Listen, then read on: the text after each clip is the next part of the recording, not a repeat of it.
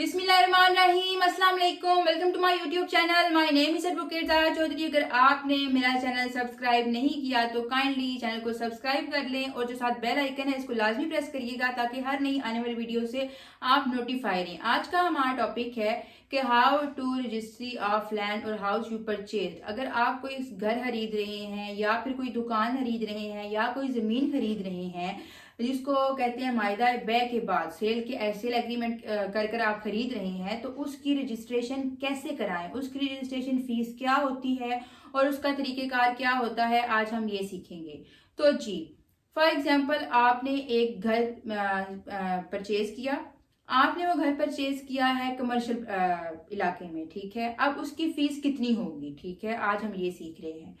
Let's suppose कि उस घर की कीमत 1 करोड़ रुपया है, ठीक है, और अब आपने उसकी रजिस्ट्री करानी है। जिस बंदे से आपने खरीदा वो ए पर्सन है और अब उसको ट्रांसफर कराना है बी जो आप खुद हैं, तो उसकी रजिस्ट्रेशन फीस का क्या प्रोसीजर होगा आज। जैसे कि मैंने आपको बताया कि आपने एक घर खरीदा है जिसकी कीमत है 1 करोड़ रुपया और आपने एक बंदे से खरीदा जिसके नाम पर है। अब आपने उसे 1 करोड़ रुपया पे कर दिया, लेकिन आपने उसे ट्रांसफर भी तो कराना है। टाइटल ट्रांसफर कराने के लिए आपको घर की रजिस्ट्री करानी पड़ेगी और उसकी फी क्या है, उसका प्रोसीजर क्या है, आज हम ये लर्न कर रहे हैं।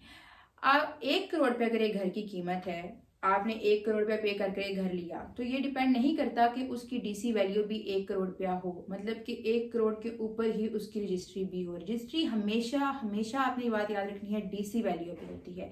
डीसी वैल्यू क्या है? डीसी वैल्यू एक रजिस्टर स्केड्यूल है जो हर साल अपडेट होता है डिस्ट्रिक्ट कलेक्टर की तरफ से, ठीक है। एरिया डिस्ट्रिक्ट कलेक्टर उसको अपडेट करता है हर साल, हर जिले हर शहर में ये रजिस्टर अपडेट होता है प्रॉपर्टी का। लेट्स सपोज अगर जो आपने घर खरीदा है वो 10 मरले का है, ठीक है, उसकी मार्केट वैल्यू को आप साइड पे कर दें जो आपने 1 करोड़ रुपया पे की है। अब आपने स्केड्यूल चेक करना है रजिस्ट्री के पर्पज के लिए। जब आप जाएंगे आप देखेंगे 10 मरला घर है वो, और आपने स्केड्यूल चेक किया डीसी रेट, तो उसके ऊपर लिखा आया कि 3 लाख पर मरला है, ठीक है, according to DC value. 30 lakh की जमीन बन गई।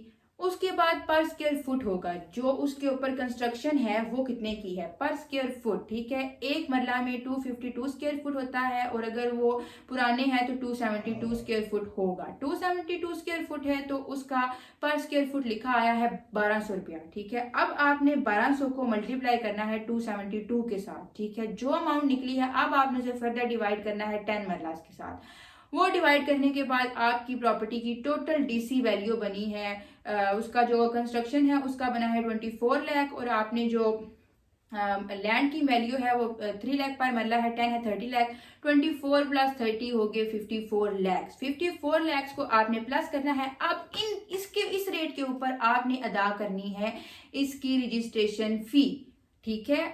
आपने सबसे पहले क्या करना है, आपने सबसे पहले जब आपने रेट मालूम कर लिया आपने जाना है फर्द रिकॉर्ड कंप्यूटराइज सेंटर, जहां से आपने प्रॉपर्टी का फर्द लेना है, ठीक है। अगर वो प्रॉपर्टी का फर्द नहीं है तो अगर PT1 में है तो PT1 लेना है। उसके बाद आपने इसके स्टैम्प पेपर, ठीक है, 5% इसके स्टैम्प पेपर का चालान बनाना है। जो रजिस्ट्रियां बनाकर देते हैं वो आपको इसमें गाइड करेंगे।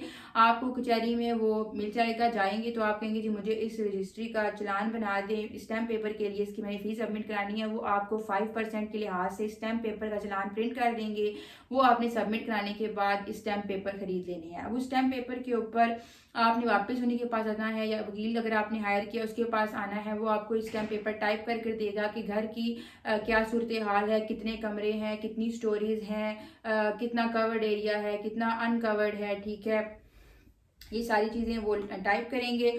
उसके बाद इन सारी चीज़ों को टाइप करने के बाद आपने फिर एक और चालान है उसका प्रिंट निकलवाना है। ये टाइप हो गए स्टैम्प पेपर, एक और चालान है वो आपने प्रिंट कराना है। उसके बाद वो आपने पे करना है 1% TME को, 1% उस बंदे को जो बंदा आपको ड्राफ्ट कर कर दे रहा है, अपनी सर्विसेज दे रहा है, वो अगर लॉयर है वो या फिर कोई एजेंट है वो 1% चार्ज करेगा। अगर वो प्रॉपर्टी FBR के अंडर में आती है तो फिर 1% आपने FBR पे करना है, ठीक है। 54 लाख की आपकी डीसी वैल्यू के हिसाब से प्रॉपर्टी थी तो आपने अंदाज़ा कर लेना है कि 10% इसके ऊपर खर्चा आएगा रजिस्ट्री का। ठीक है, जो 10% खर्चा है वो आपने पे करना है। 54 लाख की प्रॉपर्टी के ऊपर अगर 10% खर्चा आता है, 5% स्टैम्प पेपर का, 1% FBR का, 1% TMA का और 1% जो बंदा आपको अपनी सर्विसेज प्रोवाइड कर रहा है, और अगर वो प्रॉपर्टी कैपिटल एरिया में नहीं आती तो फिर उसका FBR नहीं होगा, सिर्फ 5% स्टैम्प पेपर और 1% TMA होगा।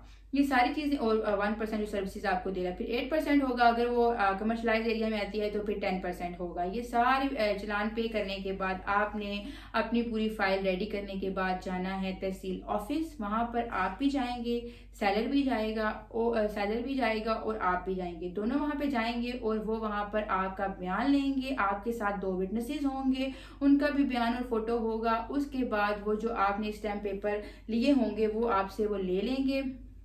ठीक है, और आपको आफ्टर 2-3 डेज बाद वो वापस दे दिए जाएंगे। आपने इनके साथ में 3 फोटोकॉपियाँ भी जमा करानी है। 3 फोटोकॉपीज आपने इसलिए जमा करानी है, एक तहसील दफ्तर के रिकॉर्ड के लिए, एक टेस्टेशन के रिकॉर्ड के लिए और एक इंतकाल दर्ज कराने के लिए। अब इंतकाल दर्ज कराने के लिए खुद नहीं जाना पड़ता, जब आप तहसील ऑफिस जाते हैं तो ऑटोमेटिकली इंतकाल दर्ज हो जाता है आफ्टर 2 मंथ्स आपके नाम पे।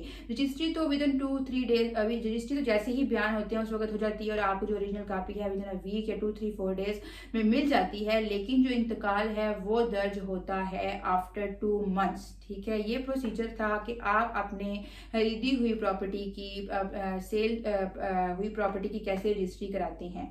आई होप आपको मेरी ये वीडियो पसंद आई होगी। प्लीज मेरे चैनल को सब्सक्राइब करें, अपना बहुत सा ख्याल रखें, दुआ में याद रखें। Signing out from Zara Chaudhary. अल्लाह हाफ़िज़।